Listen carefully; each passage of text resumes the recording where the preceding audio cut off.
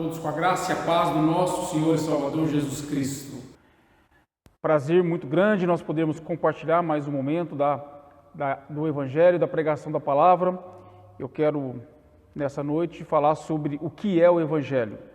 O texto que nós vamos usar e nós vamos ler e vamos refletir sobre o mesmo está na carta aos Tessalonicenses, escrita por Paulo.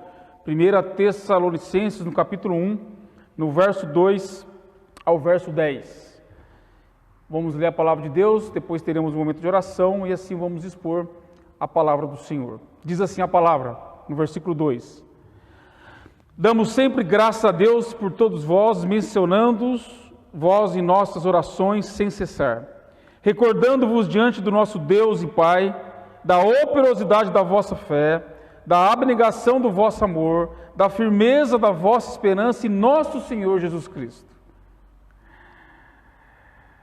Reconhecendo, irmãos amados de Deus, a nossa eleição, porque o nosso Evangelho, o Evangelho do Senhor Jesus, não chegou até vós tão somente em palavras, mas, sobretudo em poder, no Espírito Santo e em plena convicção, assim como sabeis ter sido o nosso procedimento entre vós e por amor de vós. Com efeito, vos tornastes imitadores nossos e do Senhor, tendo recebido a palavra, posto que em meio de muitas tribulação, com a alegria do Espírito Santo, de sorte que vos tornaste modelo para todos os crentes na Macedônia e na Acaia. Não só na Macedônia e Acaia, mas também por toda parte divulgou a vossa fé para com Deus, a tal ponto de não termos necessidade de acrescentar coisa alguma. Pois eles mesmos, no tocante a nós, proclamam com repercussão teve o nosso ingresso em vosso meio, e como deixando os ídolos, vos convertestes, metanoia, a Deus, para agora servir, não mais os ídolos, mas o Deus vivo e o Deus verdadeiro, e para guardares do céu o seu Filho, a quem ele ressuscitou dentre os mortos, Jesus, que nos livra da ira vindoura de Deus. Amém? Nós vamos orar, pedir que Deus agora, através do poder do Espírito Santo, venha ensinar, falar ao nosso coração nessa noite. Oremos. Obrigado, Senhor, mais uma vez, pela alegria, pelo privilégio de nós termos a Tua Palavra, e que assim, ó Deus, por meio dela, que o Senhor possa falar ao meu coração e ao coração daqueles que vão ouvir essa mensagem. Que nós possamos entender o que é o Evangelho e que assim nós possamos viver o Evangelho do Senhor Jesus. Que Deus nos abençoe, que Deus abençoe aqueles que ouvirão essa mensagem e que assim, ó Deus, que o Espírito Santo faça a Tua obra em nossos corações. Amém. Uma pergunta que eu quero levantar para nós iniciarmos o nosso sermão desta noite é: o que é o Evangelho? Quando olhamos para o versículo 5, nós vamos ver que o Evangelho não chegou somente em palavras, mas o Evangelho chega em poder, no Espírito Santo e em plena convicção. Então eu preciso fazer a pergunta: o que é o Evangelho? O Evangelho, segundo as Escrituras, é a proclamação da palavra, é anunciar que Jesus Cristo é o Senhor de tudo, de todos, é falar que esse Evangelho, através de Cristo, que tem poder para que as pessoas mudem, se convertam dos seus ídolos.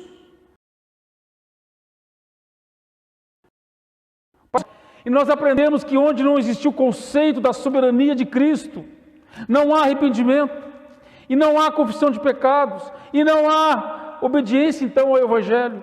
Eu aprendo que se não há onde não há arrependimento, onde não há metanoia, onde não há confissão de pecados, a Bíblia também nos ensina que também não há salvação em Cristo.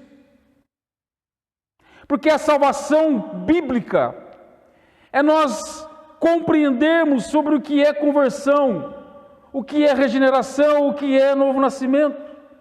E as Escrituras também falam e apontam para nós que novo nascimento, regeneração, metanoia, é quando nós convertemos a Deus, deixando os ídolos, deixando o sistema do mundo e vivendo para a glória de Deus.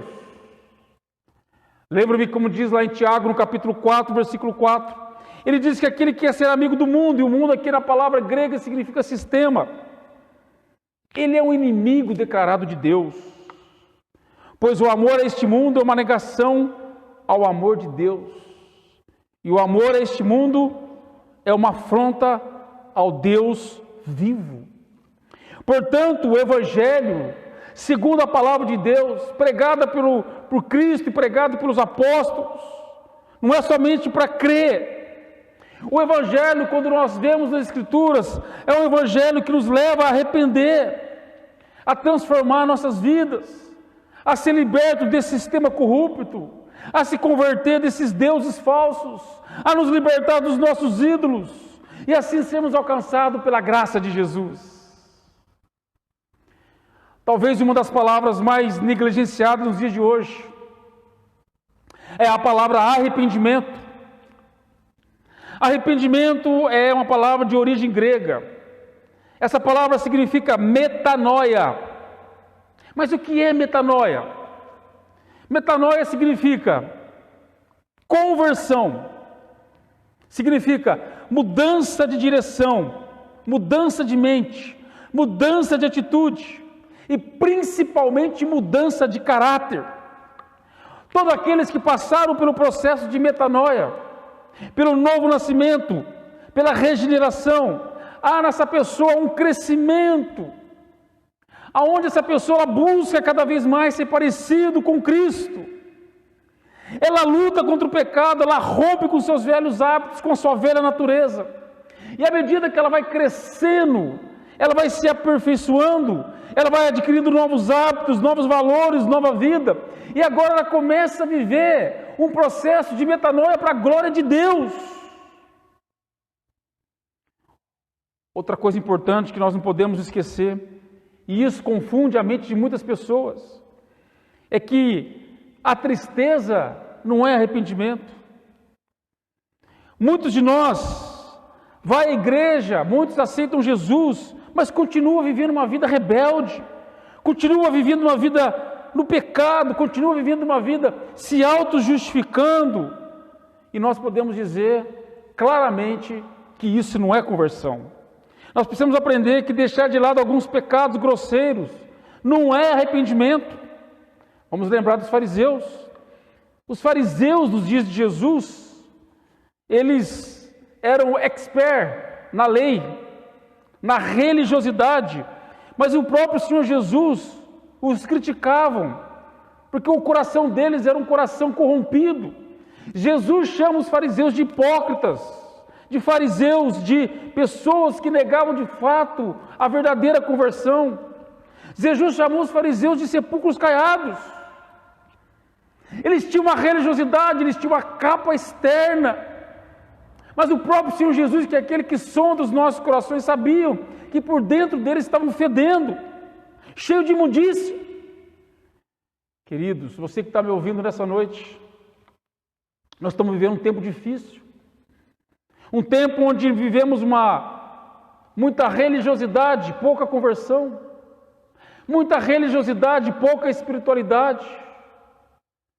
E nós precisamos entender que conversão é mudança, conversão é de fato transformação de vida, transformação de mente, transformação de hábitos. A proclamação do Evangelho, ela se dá na contramão da mente organizada, da grande mentira que está na mente dos homens que se acham que têm a sua própria autonomia. Eu gosto do grande escritor C.S. Lewis. Ele, de forma muito sábia, ele disse: o homem, ele desfruta de uma ilusão, o homem desfruta de uma terrível liberdade, porém, com a consequente mente escravizada da sua autojustiça. Portanto, o Evangelho envolve um chamado a arrependimento. E nós aprendemos da palavra de Deus que sem o chamado arrependimento, não há evangelho, não há conversão, não há regeneração, não há novo nascimento. Conversão não é remorso, não é tristeza. Conversão é renúncia. Conversão é uma entrega total com o coração, a saber que Jesus Cristo é de fato o seu e o meu Senhor. E a pergunta é: será que nós estamos de fato transformados pelo Evangelho da graça? Será? Existe uma pesquisa que diz que a maioria das conversões modernas são falsas conversões. Nós estamos vivendo uma crise de conversão. Alguns chegam a afirmar que nós precisamos evangelizar os evangélicos. Isso nos mostra que está faltando algo. Está faltando, como diz aqui o versículo 5, que Paulo fala que se a palavra de Deus ela chega em poder, ela chega no Espírito Santo, ela chega em convicção, ela transforma, ela muda. Essas pessoas agora começam a ser exemplos. Nós precisamos resgatar a mensagem do Evangelho pregada, ensinada por Jesus. Como diz em Mateus 4,17, arrependei-vos, metanoia. Se Jesus Cristo de fato é o Senhor, nós devemos somente a Ele ser confrontados, porque nós aprendemos, segundo a palavra de Deus, porque o amor de Deus expresso na cruz do Calvário, ela precisa tornar-se visível ao mundo por meio da graça daqueles que foram alcançados pelo Evangelho do Senhor Jesus Cristo. Olhando aqui para o texto, no versículo 6 diz: como é feito vos tornastes imitadores nossos e do Senhor, tendo recebido a palavra. Que palavra? A palavra do Evangelho, a palavra que transforma, a palavra que muda. Olha o que diz o versículo 7, essas pessoas que foram tornaram-se modelo. Esse evangelho que foi plenamente pregado, onde aquelas pessoas aceitaram, foi um evangelho que repercutiu a palavra do Senhor, e não somente na Macedônia e Acaia, mas por toda parte se divulgou a vossa fé para com Deus. Será que o evangelho que temos pregado, ensinado e vivido tem feito no sentido de espalhar a boa notícia desse evangelho, que é um evangelho que transforma, de um evangelho que muda nossa mente, nosso coração, as nossas atitudes, não de uma fé professada apenas de boca, mas uma fé que tem vida, onde amamos a Deus, onde amamos o próximo. Como diz o texto, esses irmãos agora, eles são elogiados porque a fé deles não é uma fé morta, mas uma fé que dá frutos dignos de arrependimento. O versículo 3 diz: recordando-vos diante do nosso Deus, o Pai, da operosidade da vossa fé. Eram irmãos que de fato tinham se convertido, passado pelo processo de metanoia, entendido a palavra, o Evangelho de Jesus Cristo, entregado de todo o coração a Cristo. Como diz o versículo 4, o apóstolo Paulo mesmo diz: reconhecendo, irmãos amados de Deus, a vossa eleição, a vossa eleição. Uma pergunta que nós temos que fazer: qual que é a evidência da vida eterna? A evidência não é uma mera confissão vazia. A evidência de que uma pessoa é eleita, uma pessoa é salva, uma pessoa que foi alcançada pelo Evangelho, não é fazer parte de uma igreja visível. Isso não é conversão. Conversão é uma fé atuante, obediente a Cristo Jesus. Conversão é uma fé obediente à palavra de Jesus. É quando de fato eu recebo a libertação, é quando de fato a graça de Deus vem ao meu encontro, é quando de fato eu entendo o que Jesus Cristo fez na cruz do Calvário, e agora eu entendo o que é o Evangelho, e assim eu me coloco de joelho, pedindo: Senhor, tem misericórdia de mim. A Bíblia diz, e nós somos lembrados nessa noite, que nem todos que dizem Senhor, Senhor, faz parte da igreja visível e que faz parte da igreja visível entrará no reino dos céus. Mas a Bíblia deixa muito claro que aquele que faz a vontade de Deus, aquele que obedece à sua palavra e ao seu Senhor, com alegria, não há lugar, nem existe na Escritura argumento para aquelas pessoas que acham que são cristãs ou que vivem, ou que foram alcançados pelo Evangelho, mas vivem uma vida de inércia, vivem uma vida paralisada. O texto diz que essas pessoas elas eram conhecidas porque o Evangelho transformou a vida delas. Mais uma vez, Tiago nos ensina: será possível semelhantemente a tua fé somente salvá-lo? Fé sem obras é morta, e uma evidência clara de que não é salvo, que não serve para quase nada. Fé não é somente algo racional, fé é vida, porque o nosso Deus é um Deus vivo, o nosso Deus é um Deus transformador, o nosso Deus é aquele que pode todas as coisas, e quando de fato uma pessoa é alcançada pelo Evangelho, pelo Deus verdadeiro, ela muda, ela é transformada. Mais uma vez eu olho para o texto, diz diante de Deus da vossa operosidade, da vossa fé.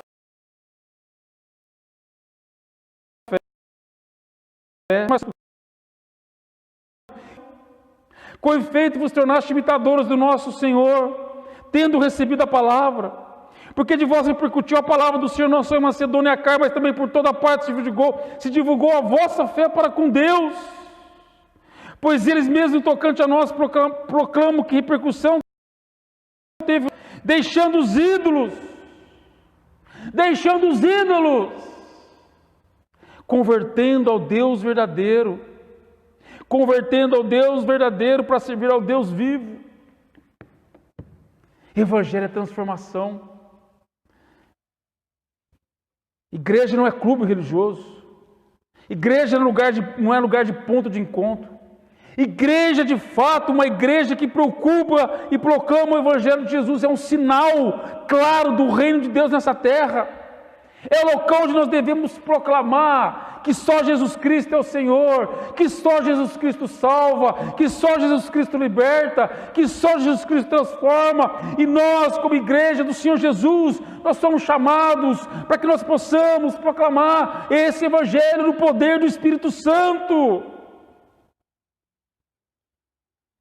A igreja que não é fiel ao Evangelho é uma ameaça, é uma pedra de tropeço, porque é um Evangelho que muitas vezes nós temos visto que não está sendo pregado, é um Evangelho barato, sem cruz, sem sofrimento, sem trabalho, sem sal, sem transformação. Um Evangelho para muitos é um Evangelho de consumo, porque o Evangelho de consumo não exige nada dessas pessoas.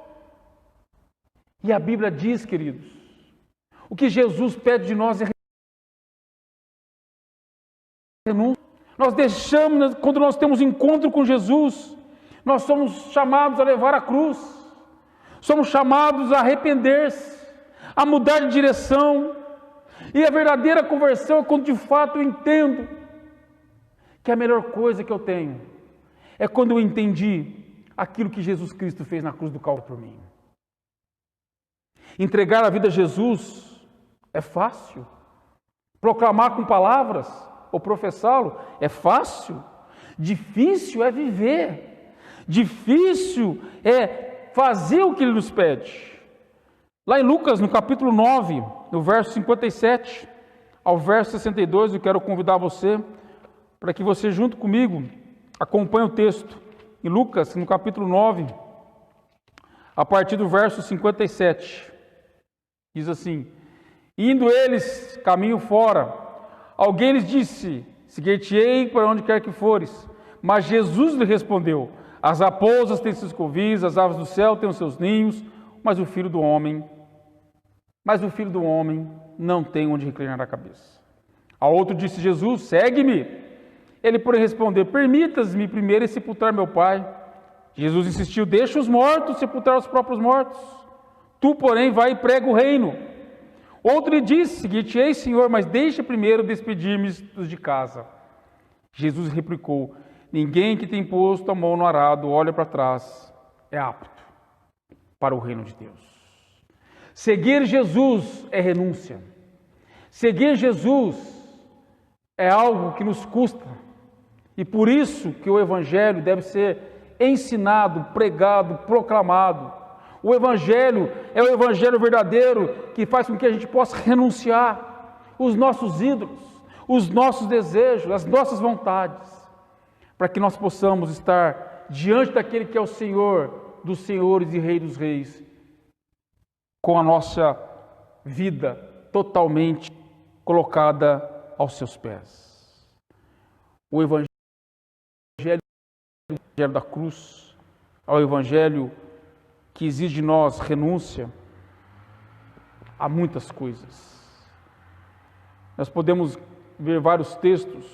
Outro texto que eu gosto muito é o texto de Lucas, no capítulo 14, a partir do verso 25 ao verso 32, que diz assim: grande multidão os acompanhava e ele, voltando, lhes disse: se alguém vem a mim e não aborrece pai, mãe, mulher, filhos, irmãos, irmãs e ainda a sua própria vida, não pode ser meu discípulo.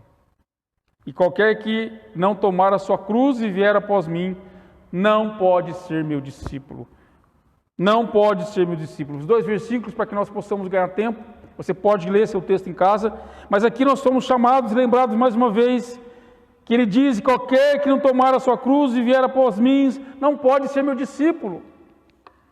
Por isso que a verdadeira conversão, ela passa pelo processo da metanoia.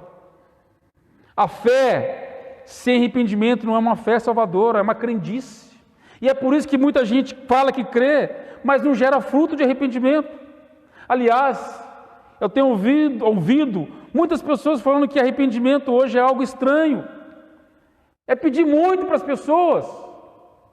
Queridos, o Senhor Jesus, Ele pede tudo de nós. Nós somos chamados para nos entregarmos a Ele por completo. A nossa vida é uma entrega total, 100% para o Senhor Jesus. Não tem como dizermos que queremos seguir a Jesus e seguir o sistema do mundo. Não tem. Ou é Jesus ou não é nada. E nós precisamos aprender isso. O máximo que um homem pode dar de si mesmo ou aos seus deuses é algo que não vai lhe trazer nenhum tipo de benefício. O problema das conversões que nós temos percebido hoje são conversões espúrias, falsas. Por que você diz isso? Porque nós percebemos que não está tendo arrependimento. Onde não há mudança, não há arrependimento. Onde não há resultado do fruto, não há. Porque o verdadeiro arrependimento é o que nós lemos no texto de 1 Tessalonicenses. Eles foram alcançados pelo Evangelho, eles foram confirmados a sua eleição, eles foram transformados, a fama deles ficou conhecida em vários lugares, porque eles foram tocados pelo Evangelho. E é interessante que lá em 1 Tessalonicenses, o próprio apóstolo Paulo vai nos dizer que esses irmãos se tornaram modelos, que esses irmãos deixaram seus ídolos, que esses irmãos converteram ao Deus, não é um deusinho, converteram ao Deus verdadeiro, ao Deus verdadeiro. E isso é conversão, vai nos mostrar que a verdadeira conversão é mudança, é o processo de metanoia. O que nós podemos aprender mais? Eu aprendo mais lendo esse texto, estudando a Escritura, que a verdadeira conversão não é conformidade exterior com normas e regras. Infelizmente, nós temos visto isso muito. Não é eu posso, eu não posso, não é isso que a Bíblia diz. O verdadeiro arrependimento é uma obediência clara em amor por Cristo. É de coração. Não é regras, mas é algo que é totalmente colocado aos pés do Senhor Jesus. A verdadeira essência da conversão, talvez eu acho que isso está nos faltando muito, é nós termos gratidão. Gratidão no sentido de entender aquilo que o Senhor Jesus fez por nós. Ele pagou com a sua vida, Ele derramou sangue na cruz do Calvário, para que nós fôssemos alcançados pela sua graça. A Bíblia ensina que nós somos pecadores, a Bíblia ensina que nós merecemos o inferno, o juízo, a ira de Deus, mas pela graça, pelo amor, pela misericórdia, pela bondade, Ele vem ao nosso encontro, e Ele nos alcança, e Ele derrama sobre nós a sua maravilhosa graça. Tem um texto que eu gosto muito, 2 Coríntios, no capítulo 13, no versículo 5. Eu gostaria que você acompanhasse comigo à noite. É um texto que nos leva a pensar como nós temos vivido o Evangelho. É um texto que nos leva a pensar, talvez, você que vai me ouvir, para que você possa, de fato, pensar como você tem vivido a sua fé. E lá em 2 Coríntios, no capítulo 13, no versículo 5, diz assim o apóstolo Paulo: examinai a vós mesmos, façam um autoexame, avalie o tipo de fé, avalie qual mudança que Deus fez na sua vida, avalie quais frutos você tem dado.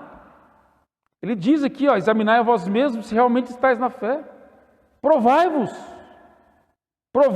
a vós mesmos, ou não reconheceis que Jesus Cristo está em vós? Se não é que já estáis reprovados. Queridos, queridas, aqueles que me ouvem, nessa noite, nós aprendemos que o Evangelho, ele é pregado com poder no Espírito Santo, em plena convicção de um Deus que pode transformar vidas. Evangelho não é meras palavras, Evangelho é mudança, Evangelho é o poder de Deus. Evangelho de hoje tem que ser pregado com o poder de Deus, na plena convicção, cheio do Espírito Santo. O que nós precisamos nessa noite não é somente conhecer teorias, mas de fato nós temos a nossa vida transformada pelo Evangelho do Senhor Jesus. A mensagem do Evangelho não é uma mensagem barata, é uma mensagem que mexe com as nossas estruturas, fere o nosso coração orgulhoso, mas também o Evangelho é doce, porque ele nos traz a esperança, no qual eu e você podemos, de fato, quando reconhecermos que Jesus Cristo é o Senhor e entregarmos a nossa vida, o nosso coração a Ele, a nossa vida ela pode ser transformada e aí o Evangelho pode transformar e mudar o nosso coração, para que assim nós possamos viver uma vida plena, uma vida alegre e uma vida sabendo que logo, logo estaremos num mundo melhor, vivendo na eternidade com o Senhor Jesus Cristo. Eu queria concluir dizendo as palavras do apóstolo Paulo, escrito em 1 Coríntios, no capítulo 2, verso 9.